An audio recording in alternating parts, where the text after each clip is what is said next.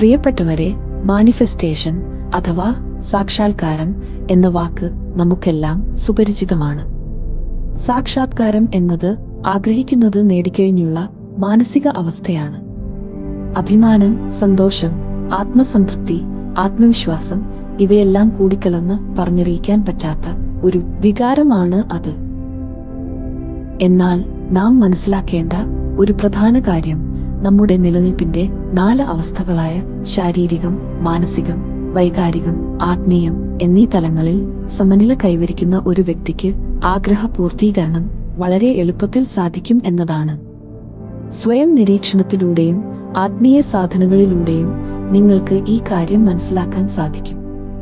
തുടർന്ന് വീഡിയോ കേൾക്കുന്നതിന് മുൻപ് ഒരു കടലാസും പേനയും എടുത്ത് 4 രൂപങ്ങൾ വരയ്ക്കുക. ഒരേ ടൈപ്പ് രൂപങ്ങൾ ആകണം അവ.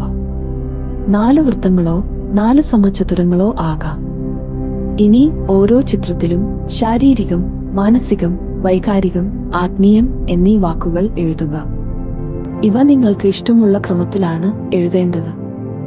വരയ്ക്കുമ്പോൾ ശ്രദ്ധിക്കേണ്ട കാര്യം അളവുകൾ എടുത്തു വരയ്ക്കരുത് എന്നതാണ്. നിങ്ങളുടെ കൈകൾ കൊണ്ട് വരയ്ക്കുമ്പോൾ കിട്ടുന്ന സ്വാഭാവിക അളവുകളാണ് വേണ്ടത്. ഇനി ഈ രൂപങ്ങളിലേക്ക് സൂക്ഷിച്ചു നോക്കുക. 4 ഒരേ അളവിലാണ് വന്നിരിക്കുന്നത് എങ്കിൽ നിങ്ങൾ പക്വത എത്തിയ ഒരു വ്യക്തിയാണ് എന്ന് അനുമാനിക്കാം. നിങ്ങൾക്ക് ജീവിതത്തിൽ സുഗമമായി തീരുമാനങ്ങൾ എടുത്തു മുന്നോട്ടു പോകാം. എന്നാൽ നിങ്ങളുടെ ചിത്രങ്ങൾക്ക് പല വലിപ്പമാണ് എന്നിരിക്കട്ടെ, നിങ്ങൾ ഈ വാക്കുകൾ എഴുതി കഴിയുമ്പോൾ ഏത് വാക്ക് എഴുതിയ ചിത്രമാണ് ചെറുത് അല്ലെങ്കിൽ ആകൃതി ഇല്ലാത്തത് എന്ന് നോക്കുക. ഇപ്പോൾ നിങ്ങൾക്ക് നിങ്ങളുടെ ഏത് മേഖലയിലാണ് മാറ്റങ്ങൾ കൊണ്ടുവരേണ്ടത് എന്ന് മനസ്സിലായിട്ടുണ്ട്. ഓരോന്നിനും വെവ്വേറെ പ്രതിവിധികൾ ചെയ്യണം. ഇന്ന് പറയുന്നത് മാനസികതലം ചെറുത് അല്ലെങ്കിൽ അതിന് വ്യക്തമായ രൂപം ഇല്ലാത്തവർക്ക് വേണ്ടിയുള്ള കാര്യങ്ങളാണ്. കാരണം ഏതൊരു ആഗ്രഹം പൂർത്തീകരിക്കണമെങ്കിലും മാനസിക വളർച്ച അത്യന്താപേക്ഷിതമാണ്. നല്ല കഴിവ് ഉണ്ടായിട്ടും വിദ്യാഭ്യാസം പൂർത്തിയാക്കുകയോ അല്ലെങ്കിൽ നല്ല വിദ്യാഭ്യാസം ഉണ്ടായിട്ടും ജോലികൾ ലഭിക്കുകയോ ചെയ്യാത്തവർ നമ്മുടെ ചുറ്റും ധാരാളമുണ്ട്.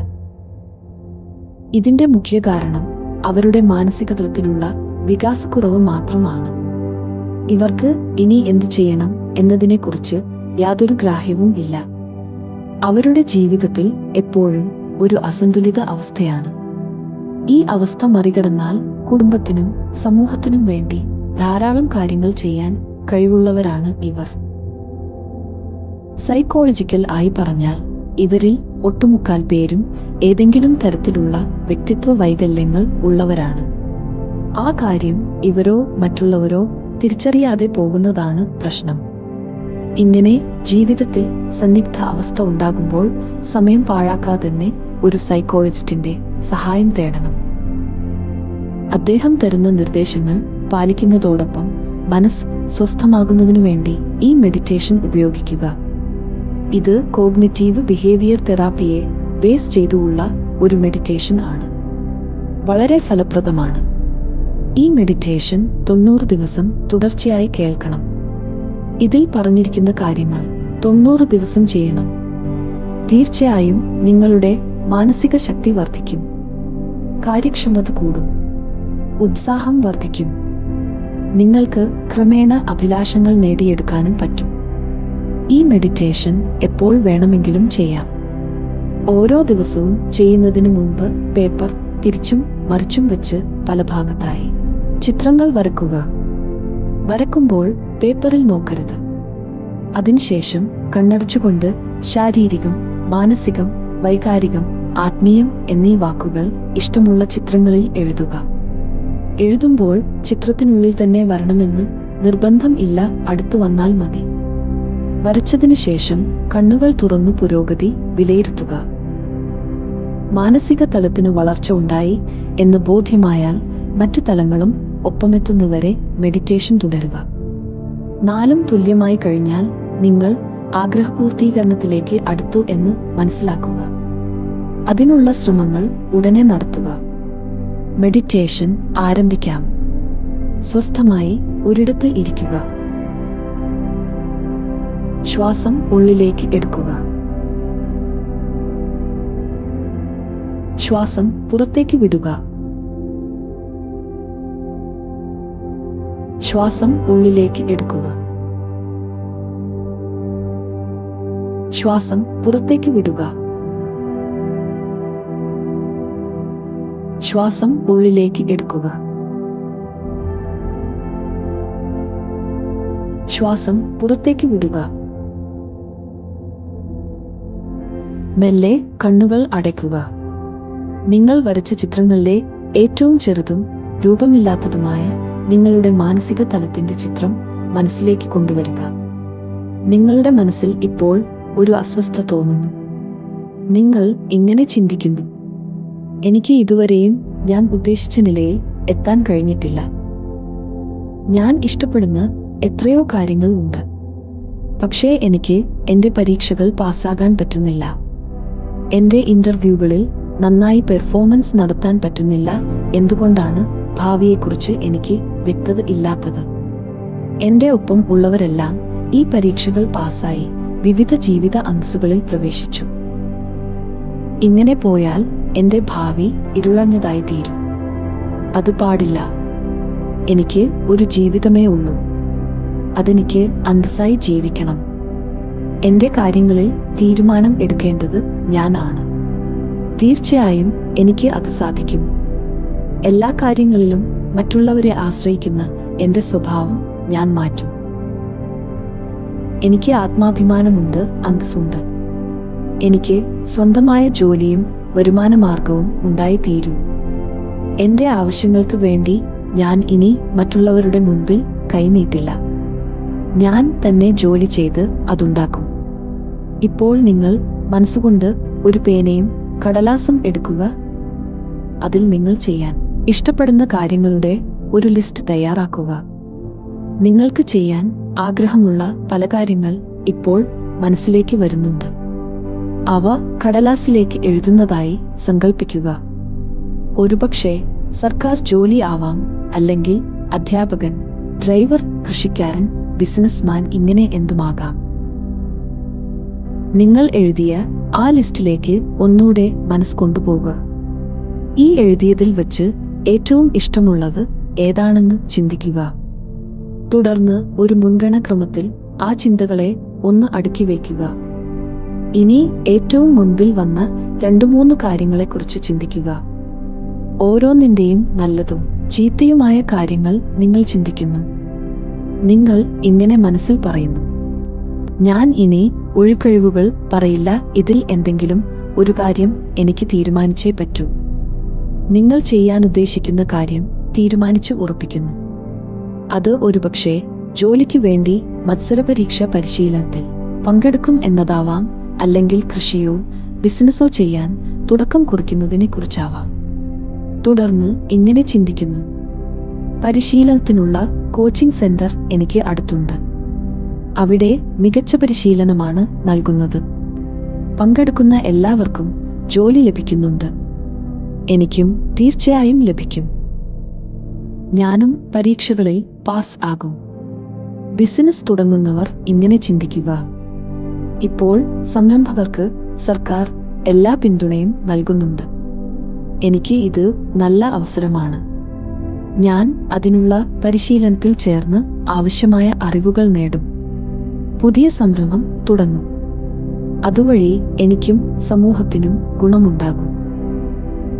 കൃഷി തുടങ്ങാൻ ആഗ്രഹിക്കുന്നവർ ഇങ്ങനെ ചിന്തിക്കുക: എനിക്ക് പാരമ്പര്യം ആയി ഭൂസ്വത്ത് ഉണ്ട്.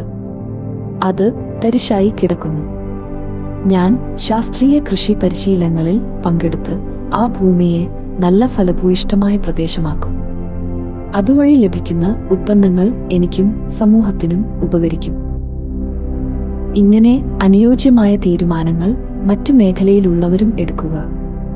ഇത്രയും നാൾ തീരുമാനം എടുക്കാൻ പറ്റാതിരുന്നത് മനസ്സിൽ അനുകൂല ചിന്തകൾ ഇല്ലാതിരുന്നതിനാലാണ് എന്ന് നിങ്ങൾ മനസ്സിലാക്കുന്നു. ഉറച്ച തീരുമാനം എടുത്തു കഴിഞ്ഞപ്പോൾ നിങ്ങൾക്ക് സന്തോഷം തോന്നുന്നു. തീർച്ചയായും നിങ്ങൾ വിചാരിച്ച ജോലി അല്ലെങ്കിൽ വരുമാന മാർഗത്തിനുള്ള തടസ്സം നീങ്ങിയിരിക്കുന്നു.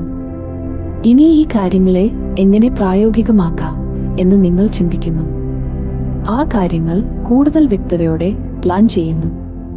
ജോലിക്ക് ആണെങ്കിൽ ആരെ സമീപിക്കണം, എന്തൊക്കെ ടെസ്റ്റുകൾ എഴുതണം, എവിടെ പരിശീലനത്തിന് പോകണം, ഇവ കൃത്യമായി പ്ലാൻ ചെയ്യുന്നു. ബിസിനസ് ആണെങ്കിൽ ഏതുതരം ബിസിനസ് ആണ് തുടങ്ങേണ്ടത്, അതിൻ്റെ സാമ്പത്തിക സ്രോതസ് എങ്ങനെ കണ്ടെത്താം, ക്രിയാത്മക നിർദ്ദേശങ്ങൾക്കായി ആരെ സമീപിക്കും, ഇവ ചിന്തിച്ചു ഉറപ്പിക്കുക. നിങ്ങൾ എന്ത് വിശ്വസിക്കുന്നുവോ അത് നിങ്ങളിൽ സംഭവിക്കും. അതിനെക്കുറിച്ചുള്ള നിങ്ങളുടെ ചിന്തകൾ കാര്യങ്ങളെ സംഭവിപ്പിക്കും. ഇപ്പോൾ നിങ്ങളുടെ മനസ്സ് നിങ്ങളുടെ ശരീരത്തെ ഉത്തേജിപ്പിക്കാൻ തുടങ്ങിയിരിക്കുന്നു. നിങ്ങൾ ഇങ്ങനെ ചിന്തിക്കുന്നു: ഇനി ഞാൻ ഒരിക്കലും അലസനായി ഇരിക്കില്ല. എൻ്റെ നല്ലതിനു വേണ്ടി എൻ്റെ മനസ്സിനെ ഞാൻ നിയന്ത്രിക്കും. ചുറ്റുപാടുകളിൽ നിന്നും പലവിധ പ്രതികരണങ്ങൾ ഉണ്ടായേക്കാം. അവയിൽ എനിക്ക് വേണ്ടത് മാത്രമേ ഞാൻ സ്വീകരിക്കൂ. മറ്റുള്ളവരുടെ അനാവശ്യ നിർദ്ദേശങ്ങൾ ഞാൻ സ്വീകരിക്കില്ല. ഞാൻ എപ്പോഴും പോസിറ്റീവ് ആയി മാത്രം കാര്യങ്ങളെ വിലയിരുത്തും. എൻ്റെ ചിന്തകൾ എനിക്ക് ഊർജം തരുന്നു. ഇപ്പോൾ നിങ്ങൾ ഒരിക്കൽ കൂടി ദീർഘശ്വാസം എടുക്കുക. ശ്വാസം ഉള്ളിലേക്ക് എടുക്കുക. ശ്വാസം പുറത്തേക്ക് വിടുക. ശ്വാസത്തോടൊപ്പം പോസിറ്റീവ് എനർജി നിങ്ങളുടെ ഉള്ളിലേക്ക് കടന്നുവരുന്നു. അത് നിങ്ങളുടെ ശരീരത്തിലെ എല്ലാ നെഗറ്റീവ് എനർജിയും പുറന്തള്ളുന്നു. ഒരിക്കൽ കൂടി ശ്വാസം എടുക്കുക. ശ്വാസം ഉള്ളിലേക്ക് എടുക്കുക. ശ്വാസം പുറത്തേക്ക് വിടുക. ഇപ്പോൾ കടന്നുവരുന്ന ഊർജം കൊണ്ട് നിങ്ങളുടെ ശരീരവും മനസ്സും നിറയുന്നു. നിങ്ങളുടെ മനസ്സിൽ അഭിലാഷങ്ങൾ പൂർത്തീകരിക്കുകയാണ്. നിങ്ങൾ നന്നായിട്ടു ആഗ്രഹപൂർത്തിക്കായി ശ്രമിക്കുന്നു. നിങ്ങളുടെ പരിശ്രമം പൂണിയിരിക്കുന്നു. നിങ്ങൾ ആദ്യമായി ജോലിയിൽ പ്രവേശിക്കുന്നു, അല്ലെങ്കിൽ കൃഷി, ഗവൺമെന്റ് ജോലിയിൽ ആദ്യ ദിനത്തിൽ പ്രവേശിക്കുന്നതായി മനസ്സിൽ കൊണ്ടുവരിക. ഇപ്പോൾ നിങ്ങൾ കാണുന്നത് നിങ്ങളുടെ ഓഫീസ് ആണ്. ചുറ്റും സഹപ്രവർത്തകർ നിൽക്കുന്നു. എല്ലാവരും വളരെ സന്തോഷത്തിലാണ്. നിങ്ങളോട് എല്ലാവരും സ്നേഹത്തോടെ പെരുമാറുന്നു. നിങ്ങൾ ഇപ്പോൾ മേലധികാരിയുടെ മുൻപിൽ ഇരിക്കുന്നു. ആദ്യമായി ഒപ്പിട്ട് നിങ്ങൾ ചുമതലകൾ ഏൽക്കുന്നു. നിങ്ങളുടെ മേലധികാരി നിങ്ങളെ അഭിനന്ദിക്കുന്നു. സഹപ്രവർത്തകർ ആശംസകളും പിന്തുണയും നേരുന്നു. നിങ്ങളുടെ ഉള്ളിൽ അഭിമാനവും സന്തോഷവും നിറയുന്നു. ബിസിനസ് ആണെങ്കിൽ പ്രമുഖ വ്യക്തി അത് ഉദ്ഘാടനം നടത്തുന്നു എന്ന് മനസ്സിൽ കാണുക. എല്ലാവരും നിങ്ങളെ അഭിനന്ദിക്കുന്നു. ആത്മസാക്ഷാത്കാരത്തിന്റെ ഈ പാതയിലേക്ക് എത്താൻ നിങ്ങളെ സഹായിച്ച എല്ലാവരോടും നിങ്ങൾ നന്ദി പറയുന്നു. സർവോപരി ഈശ്വരൻ നന്ദി അർപ്പിക്കുന്നു. വീണ്ടും ഒരു ദീർഘശ്വാസം എടുക്കുക. ശ്വാസം ഉള്ളിലേക്ക് എടുക്കുക. ശ്വാസം പുറത്തേക്ക് വിടുക. കൈകൾ കൂട്ടിത്തിരുമ്മി ചൂടാക്കി കണ്ണുകൾക്ക് മുകളിൽ വയ്ക്കുക. മെല്ലെ കണ്ണുകൾ തുറക്കുക. മെഡിറ്റേഷൻ അവസാനിച്ചിരിക്കുന്നു. എല്ലാവർക്കും നന്ദി. Thank you God. നിങ്ങൾ പെട്ടെന്ന് തന്നെ ഒരു പേപ്പർ എടുത്ത് മെഡിറ്റേഷനിൽ ദൃശ്യവൽക്കരണം നടത്തിയ കാര്യങ്ങൾ എഴുതി അതിൻ്റെ മുൻഗണനാക്രമം തയ്യാറാക്കുക. 90 ദിവസം മെഡിറ്റേഷൻ കഴിയുമ്പോൾ നിങ്ങൾ ശരിയായ മുൻഗണനാക്രമം കണ്ടെത്തിയിട്ടുണ്ടാകും. ഒരുപക്ഷെ നിങ്ങൾക്ക് പെട്ടെന്ന് മനഃശക്തി വർദ്ധിച്ചു കിട്ടിയാൽ അതിനു മുൻ തന്നെ നിങ്ങൾ ലക്ഷ്യം നേടിയിരിക്കും. അത് നിങ്ങളുടെ സമർപ്പണ മനോഭാവത്തെ ആശ്രയിച്ചിരിക്കും. എല്ലാവരും നന്നായി ശ്രമിക്കുക. ദൈവാനുഗ്രഹം ഉണ്ടാകട്ടെ. എല്ലാവരും മെഡിറ്റേഷൻ എല്ലാ ദിവസവും തുടർച്ചയായി ചെയ്യാൻ ശ്രമിക്കുക. നിങ്ങൾക്ക് വേണ്ട എല്ലാ മെഡിറ്റേഷൻസും ചാനലിൽ അപ്ലോഡ് ചെയ്തിട്ടുണ്ട്. അവ കാണുകയും പരിശീലിക്കുകയും ചെയ്യുക. നിങ്ങളുടെ അഭിപ്രായങ്ങൾ കമന്റ് ചെയ്യാനും ലൈക്ക് ചെയ്യാനും നിങ്ങൾക്ക് ഇഷ്ടപ്പെട്ടവർക്ക് അയച്ചു കൊടുക്കാനും ശ്രദ്ധിക്കുമല്ലോ.